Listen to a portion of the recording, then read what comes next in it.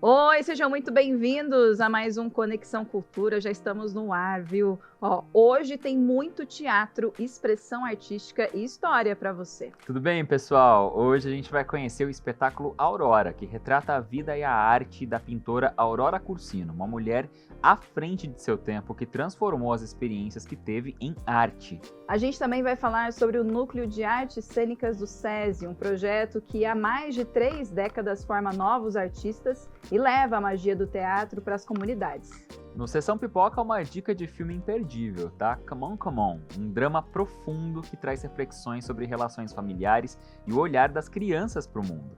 E no Tem na Biblioteca, uma sugestão de livro que você não pode perder. Então, fique aqui com a gente porque o Conexão Cultura já está no ar.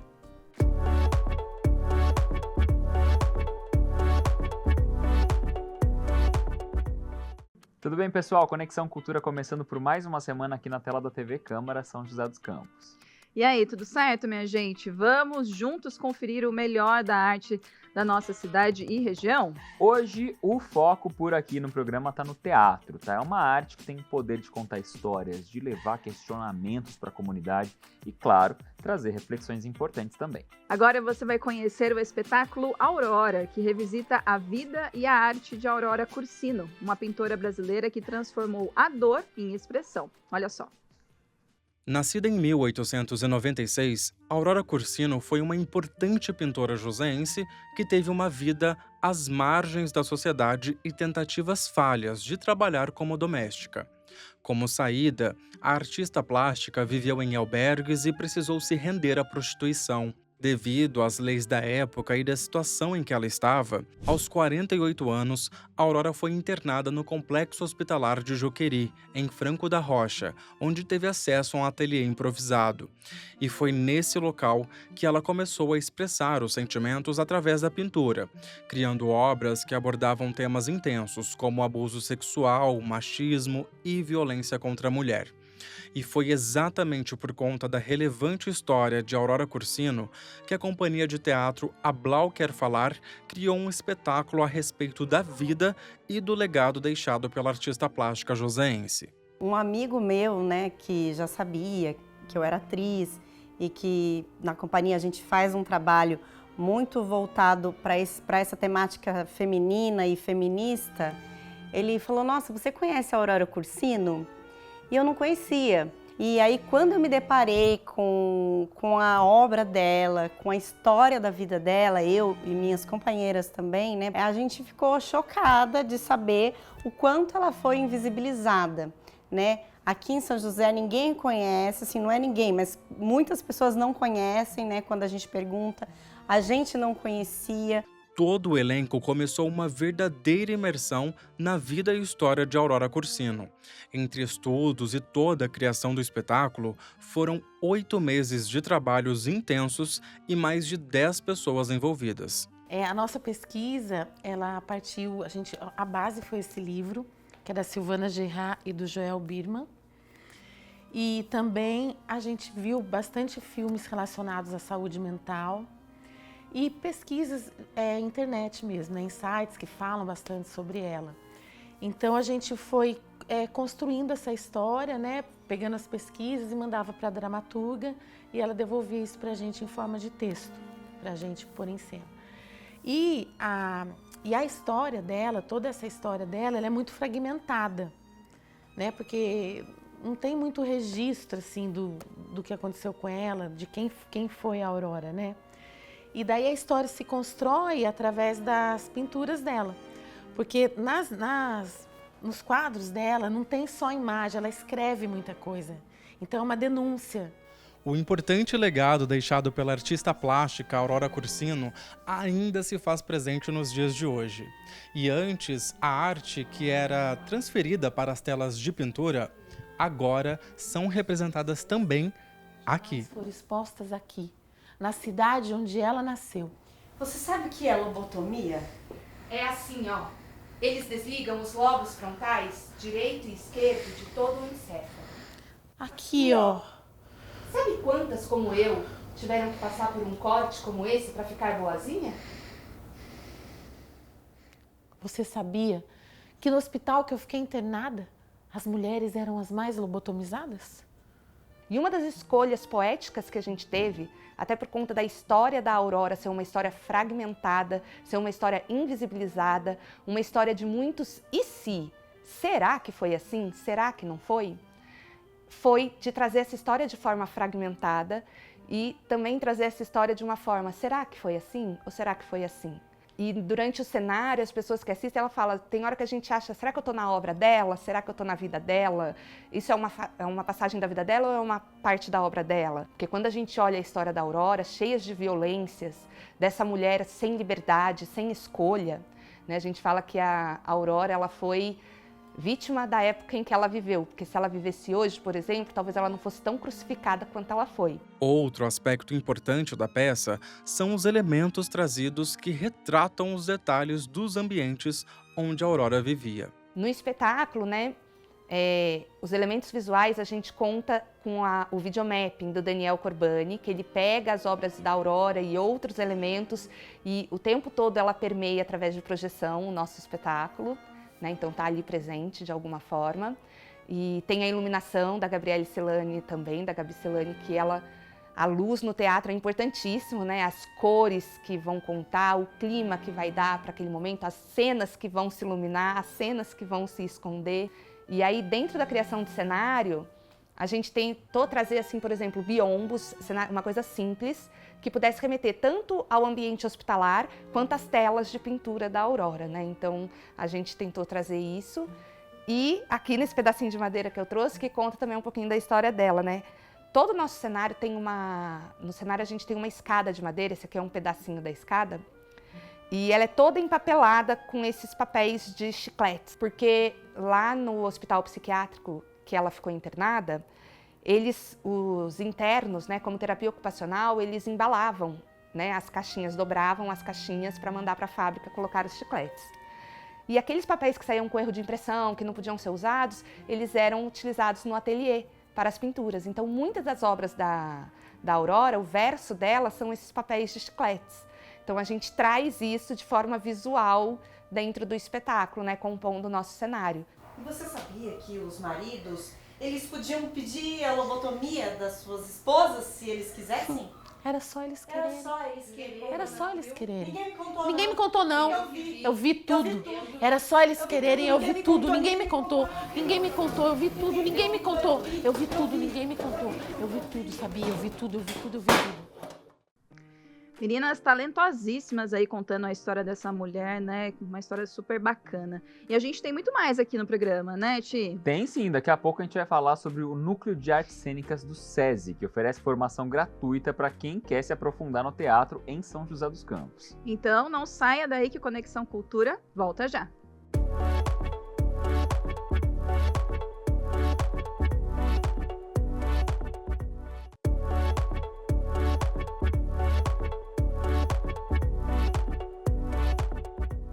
Estamos de volta com Conexão Cultura e agora é hora da gente falar sobre a formação de novos artistas. Exatamente, olha só. O NAC, Núcleo de Artes Cênicas do SESI, existe desde 1987 em todo o estado. Aqui em São José dos Campos, o projeto já está em andamento desde 2011. E nesse tempo todo já formou inúmeros talentos na nossa cidade e no estado todo também, viu? Vamos então entender melhor como é que esse projeto funciona e qual que é o impacto que ele tem na vida das pessoas. Roda o VT.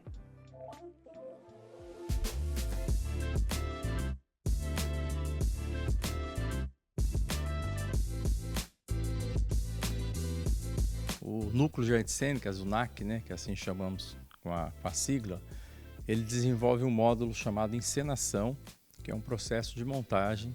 A gente abre a inscrição lá em fevereiro, faz uma pequena seleção e aí trabalha todos os processos de uma montagem teatral. É um curso livre, né, mas trabalha todos os processos e procedimentos de uma montagem teatral.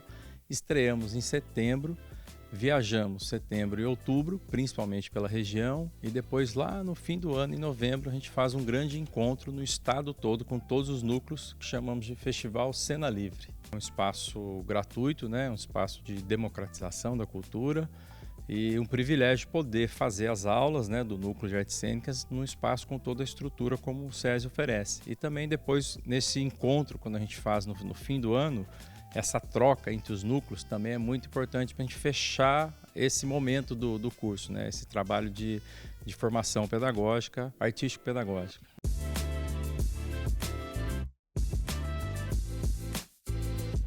Um projeto que já está em andamento há alguns anos aqui na cidade, a Ingrid pegou razoavelmente ali no início. Você começou em 2017, é isso? Isso, comecei em 2017 no Teatro Livre Infantil. Então, quando eu tinha 12 anos, eu já estava começando aqui no SESI mesmo. Quer dizer, ela era uma menina, ela tinha só 12 anos e ela já sabia que ela queria se envolver com arte. Por que tão cedo? Tinha alguma razão? Não, na verdade eu sempre fui muito tímida, mas aí eu comecei no teatro da igreja, aí eu fui vendo, acho que é isso mesmo que eu gosto, e aí eu entrei aqui pro SESI, e aí eu fui tendo mais certeza ainda, mas é uma paixão assim que foi surgindo do nada mesmo. Certeza a ponto de você definir isso como carreira. Depois que você fez alguns anos aqui no SESI, você foi se profissionalizar como atriz, né? Isso, eu fiz o curso profissionalizante de teatro em outro lugar, mas foram 2 anos que daí eu tive a minha formação e hoje eu sou atriz mesmo. Atriz mesmo, que também tá no SESI de volta, né? Se formou e voltou pra cá. Sim, eu voltei porque aqui, assim, é o meu lugar. Eu adoro estar aqui, fazer as atividades. E é um lugar que, nossa, maravilhoso, que me dá uma experiência ainda maior.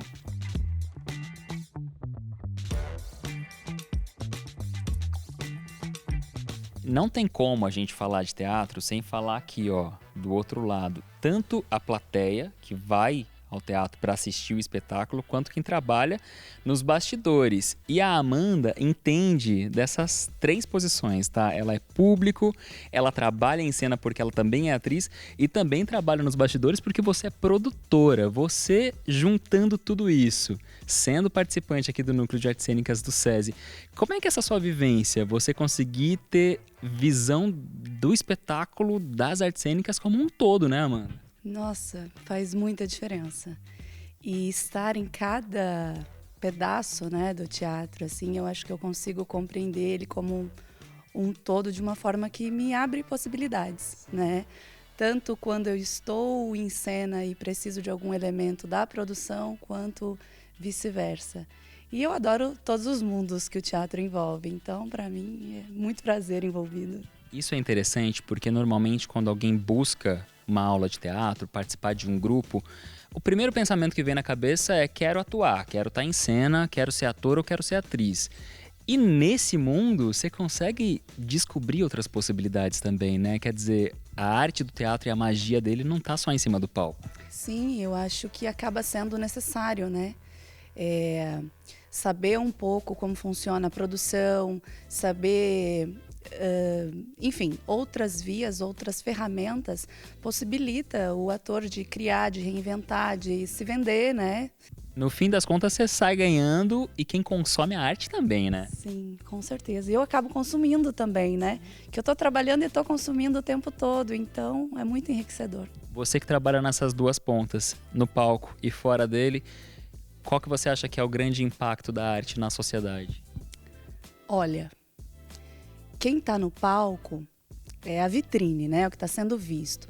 Mas é muito importante os trabalhadores da técnica. Não é possível fazer o teatro sem a produção, sem o técnico de luz, sem o técnico de som. E essa área a gente precisa também, não só a atuação, né? Então, a gente não faz teatro sozinho. Só o ator em cena, ele não faz. Ele precisa da galera da técnica envolvida também.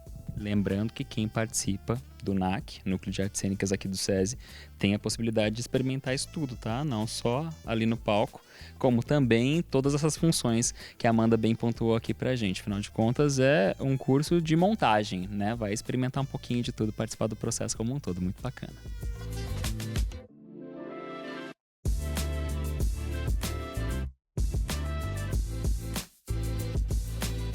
E o teatro é tão incrível, minha gente, uma arte tão maravilhosa que todos os anos está sempre atraindo novos olhares. Não foi diferente aqui com a Lívia, que começou no grupo do SESI este ano, em 2025, mas já está envolvida nas artes já faz algum tempo, porque além de atriz, você é professora de literatura, né, Lívia? Eu queria que você falasse um pouquinho desse envolvimento entre várias manifestações artísticas que acontecem ao mesmo tempo no teatro.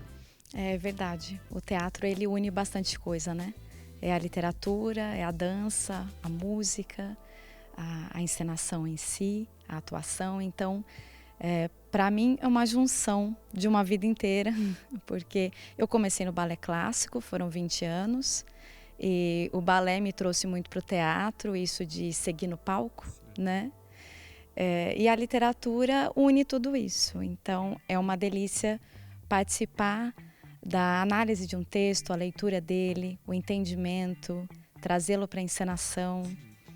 Para mim, tudo muito delicioso. E o teatro é um grande aliado também da educação. Você que atua de fato na área da educação também, como é que você enxerga o teatro como um instrumento de transformação da sociedade? É maravilhoso, é muito potente, né?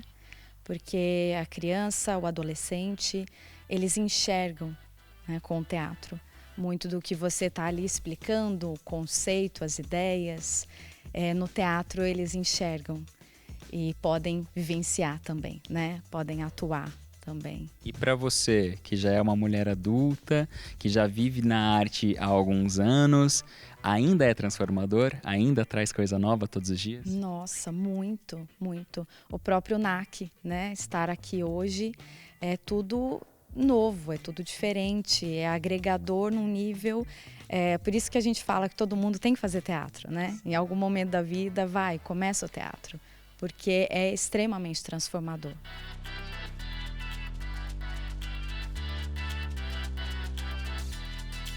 Fica ligado nas redes sociais do SESI, né? Principalmente Instagram do SESI. As informações, todas elas estão lá. E também fiquem ligados, porque no decorrer do ano podem surgir oficinas pontuais, oficinas de tempos menores, né? Pequenos workshops. E aí você já entra em contato um pouco com o núcleo, mas através das oficinas. Mas o módulo encenação, fevereiro do ano que vem.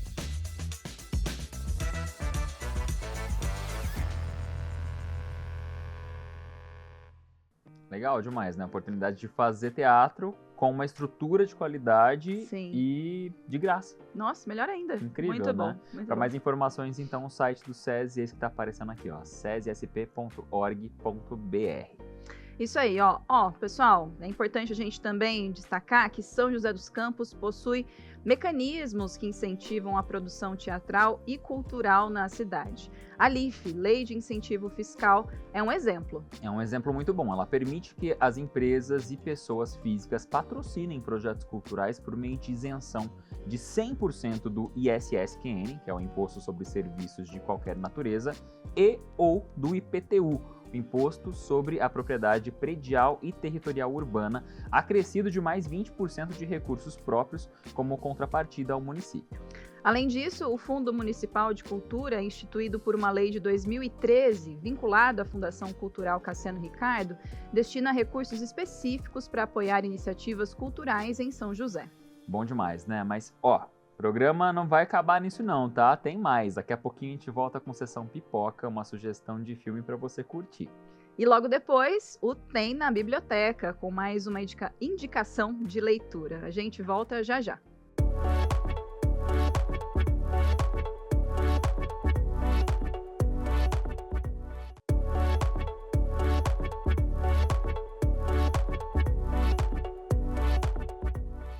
Já estamos de volta com o último bloco do Conexão Cultura de hoje, mas ainda tem mais, né? Isso aí, tem mesmo. Ó, agora é a hora do nosso Sessão Pipoca, com uma dica de filme para você conferir e se emocionar. O escolhido da vez é Come On, Come On, um drama sensível que traz uma bela reflexão sobre relações familiares e o olhar das crianças para o mundo.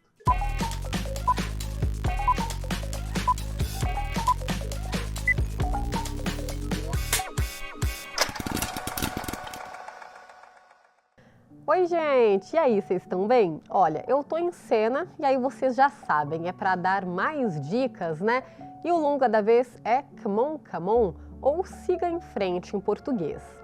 To visit planet Earth, you will have to be born as a human child. At first, you will have to learn to use your new body, to move your arms and legs. You will learn to walk and run, to use your hands, to make sounds and form words.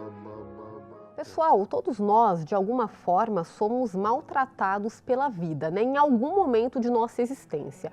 Claro, alguns são mais que os outros.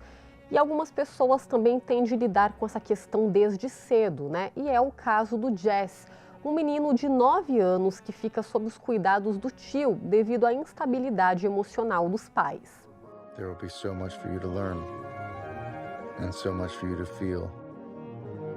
Sadness, joy, disappointment, and wonder. You will grow up, travel, and work. Enquanto isso, o Jess fica com seu tio, Johnny, que é interpretado por Joaquim Fênix. E eles saem viajando para várias cidades do país, dos Estados Unidos, porque o Johnny é um jornalista e está colhendo entrevistas, depoimentos de crianças e adolescentes sobre sonhos, sobre o que eles esperam para o futuro. É tipo um doc dentro de um filme, sabe? Over the years, you will try to make sense of that happy, sad, full, always shifting life you were in. And when the time comes to return to your star, it may be hard to say goodbye to that strangely beautiful world.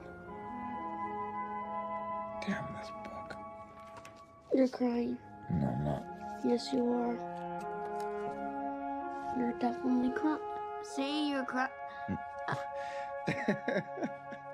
O longa é muito sensível e tem diálogos poderosos, maduros, muito bem elaborados.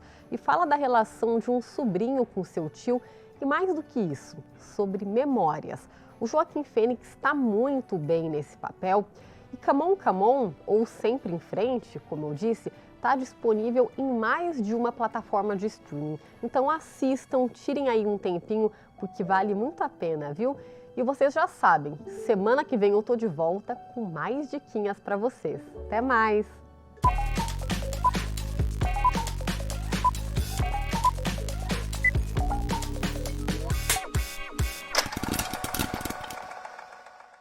Ótima dica, Dani, viu? A gente te espera pro próximo aí, no próximo Conexão, Com né? mais dicas fortes e impactantes aqui. Isso mesmo, ó. E para fechar o programa de hoje, tem uma dica de leitura no quadro Tem na Biblioteca. Qual será o livro escolhido dessa vez, hein? Vamos descobrir?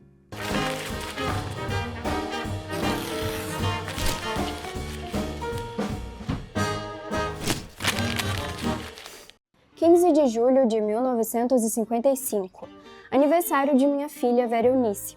Eu pretendia comprar um par de sapatos para ela, mas o custo dos gêneros alimentícios nos impede a realização dos nossos desejos. Atualmente, somos escravos do custo de vida. Esse trecho é do livro Quarto de Despejo, Diário de uma Favelada, de Carolina Maria de Jesus. E esse livro tem na biblioteca. E desta vez viemos conhecer a Biblioteca Pública Hélio Pinto, que está no bairro Jardim das Indústrias desde a década de 90. É muito tempo de história e é muita história em cada uma dessas prateleiras para a gente escolher. Ao todo, são mais de 11 mil livros para empréstimo, sendo que tem opção para todas as idades e para todos os gostos, incluindo um espaço especial para obras de escritores joseenses. Todos os meses, a biblioteca recebe cerca de 400 leitores. Uma das obras mais queridas por aqui é o título mais famoso de Carolina Maria de Jesus, Quarto de Despejo, Diário de uma Favelada. Nele encontramos trechos do diário da própria Carolina, um relato cruel do cotidiano vivido na favela. Carolina nasceu em 1914 e era neta de escravos. No entanto, seu avô era conhecido como Sócrates africano. Filha de mãe analfabeta, Carolina estudou apenas 2 anos e, mesmo assim, foi tempo suficiente para que ela se apaixonasse pela literatura. Lia sempre que podia, nem que fosse os livros que encontrava no lixo. Catadora de papelão, era com a venda de materiais recicláveis que ela conseguia dinheiro para cuidar dos 3 filhos, e era também dos papéis que ela juntava na rua que fazia folhas para escrever seus diários. Era uma vez uma menina muito pobre, chamada Carolina de Jesus. Curiosa, despertou a atenção da patroa de sua mãe, que a matriculou em uma escola rica de Minas Gerais. Aprendeu a ler, lia sem parar. Foi até acusada de feitiçaria. Para eles, uma menina negra não poderia saber tanto se não fosse bruxa. Não era. Em 1960, publicou seu primeiro livro, Quarto de Despejo, uma autobiografia construída através de trechos de seu diário, um recorte da vida na favela do Canindé, que ficava às margens do rio Tietê, em São Paulo. Com uma linguagem simples, mas cheia de sensibilidade e sabedoria, ela retratou a desigualdade, a violência e a fome. No livro, Carolina deixa claro que escrever era o seu consolo, assim como também era esperança. A escritora acreditava que se fizesse um livro sobre as dores e tristezas do favelado, talvez a obra alcançasse alguma autoridade que pudesse fazer algo a respeito. Carolina sonhava com uma vida digna para si mesma e para os outros que viviam na favela. Hoje eu fui catar papel. Não é fácil contar o que vi e senti. Meu estômago começou a revoltar-se, não só pelo nojo, mas a minha revolta maior era pensar em criaturas que têm fome e pegam comida no lixo. Carolina ainda sofreu muito mesmo depois de se tornar fenômeno editorial. Não recebia o devido retorno financeiro pelas vendas de suas obras, enfrentou preconceito para lançar novos livros e voltou à pobreza. Apenas após o centenário de seu nascimento, com a republicação de suas obras, adaptações e exposições, que seu nome voltou às estantes, mas desta vez para ficar.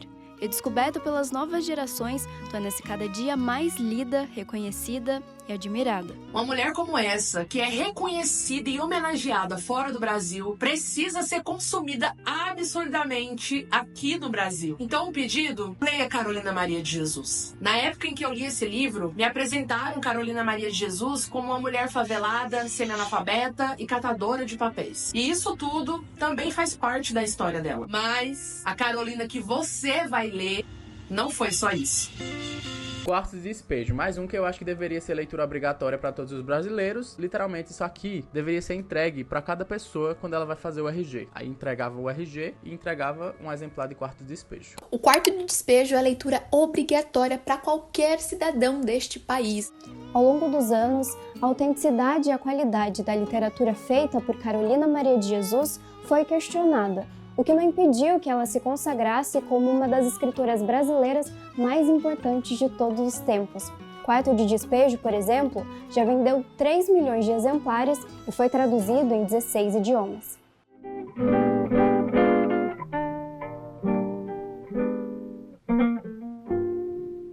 Eu acho que a mulher deve ser dedicada, trabalhar, ter personalidade, pensar nos filhos, no lar, levar uma vida ajustadíssima. É o meu caso de catar papel, procurar melhorar, escrever por intermédio do livro, conseguir melhorar bem minha vida.